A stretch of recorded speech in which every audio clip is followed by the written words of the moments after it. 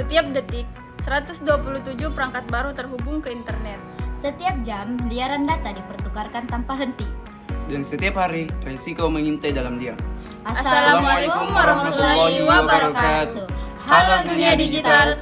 Kami dari kelompok 6 yang beranggotakan dengan saya, Talita Ardelia Aziz Syamsuddin, dan rekan saya. Dengan saya, Aliasi Fazara. Dan saya, Jumhur Fadila Embas.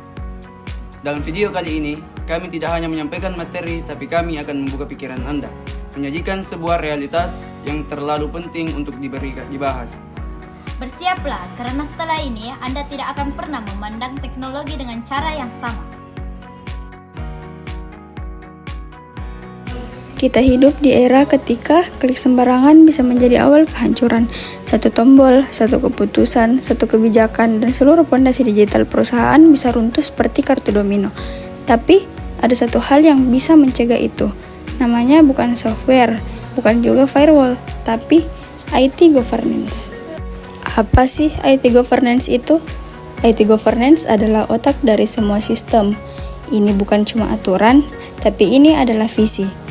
Ini bukan hanya prosedur, tapi ini merupakan kompas yang menuntun organisasi menembus badai era digital. Tanpa IT governance, teknologi hanyalah senjata tanpa arah. Tapi dengan IT governance, teknologi menjadi kekuatan yang tak tertandingi. Tahukah kamu, 7 dari 10 proyek teknologi di dunia gagal. Alasannya bukan karena teknologi yang salah, tapi karena tidak adanya tata kelola. Tanpa struktur, tanpa arah, dan tanpa pengawasan, teknologi bisa menjadi bencana yang mahal, atau bahkan bisa mematikan sebuah bisnis. Untungnya, kita tidak melangkah dalam gelap. Ada 3 framework luar biasa yang menjadi pemandu, yaitu yang pertama, COVID, yang dimana untuk mengontrol audit dan elegimen bisnis. Yang kedua, ITIL, untuk pengolahan layan, TI yang efisien.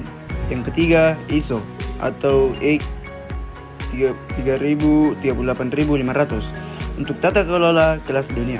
Framework ini bukan hanya teori tetapi merupakan pedoman pertempuran dalam dunia digital.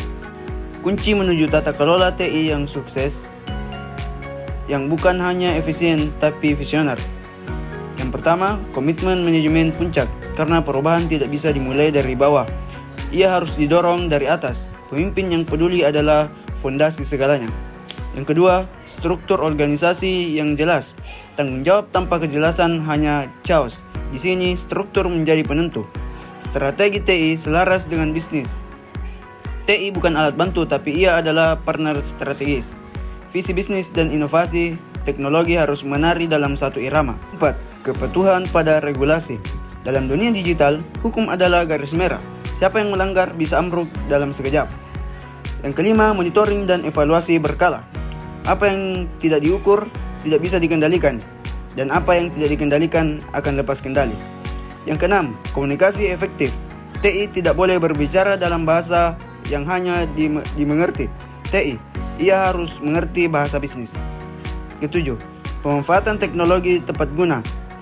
Ingat ini, teknologi canggih tidak selalu berarti teknologi terbaik, tapi yang tepatlah yang menang. Mari kita lihat sebuah contoh nyata. Sebuah bank nasional menerapkan framework COVID dalam sistem tata kelola IT-nya. Mereka membentuk tim khusus IT governance, menerapkan kebijakan internal dan melatih semua staf mengenai keamanan data.